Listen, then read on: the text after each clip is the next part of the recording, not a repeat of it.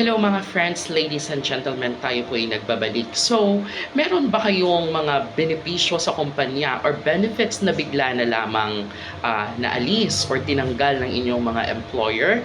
Tingnan natin kasi yan ay maaaring violation ng Article 100, which is prohibition against elimination or diminution of benefits.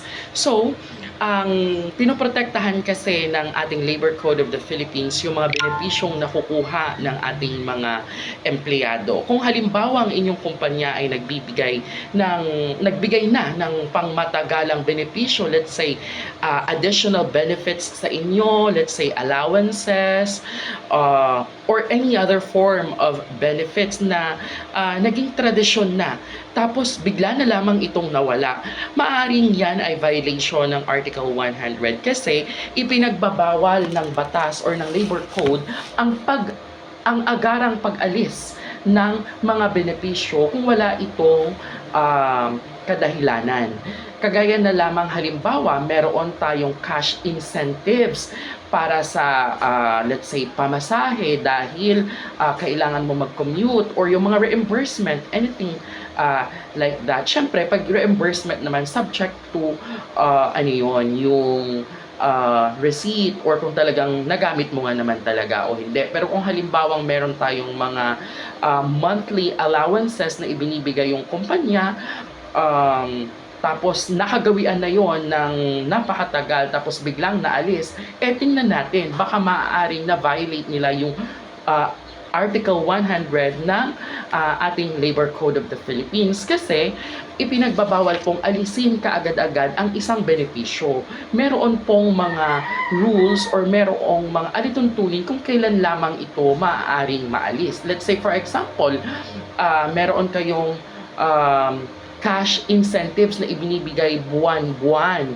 Kaya lang, nag-iba ng idea or ng policy yung kumpanya. So ngayon, ang rule po dyan, kung yung bagong incentive na ibibigay ay katumbas nung dating incentive, or mas maganda kung mas malaki pa ito, yan po ay katanggap-tanggap or pinapayagan po yan ng ating batas. Pero kung ito ay mababawasan or mas mapapababa, hindi po yan katanggap-tanggap sa labor code, or yan ay violation. Let's say for example, another benefit kagaya ng 8 oras lang kayo nagtatrabaho, binibigyan lang kayo ng 30 minutes na paid meal period, kaysa naman bigyan kayo ng 1 hour na unpaid meal period. So halimbawa, ganun yung scheme ninyo sa trabaho, 8 hours of work with 30 minutes of paid meal period. Tapos yung ginagawa nyo na yan for years or decade doon sa kumpanya, tapos biglang nagbago yung policy ng kumpanya, bigla na lamang ginawang 1 hour yung meal period at ginawa itong unpaid. So ngayon, magsistay kayo ng mas matagal sa trabaho. Yan po ay violation ng Article 100, which is prohibition of the elimination or diminution of benefits. Kasi nga naman, mas nalugi kayo doon kumpara sa traditional na ginagawa ninyo. So, yan po ay violation. Ngayon, pinapayagan naman ng kumpanya or pinapayagan ng ating batas na maalis yung mga benefits na iyan if and only if kailangan talaga. Let's say for example, kung ang kumpanya naman talaga ay hirap na at maaari itong malugi, at syempre mag-isip naman tayo, minsan dumadaan yan sa collective bargaining agreement na sige, kung hindi natin aalisin tong mga benepisyo na to at hindi tayo makakapag-save ng pera, maaaring ang kumpanya ay magsara pagkatapos ng ilang buwan. So ano yung pipiliin natin?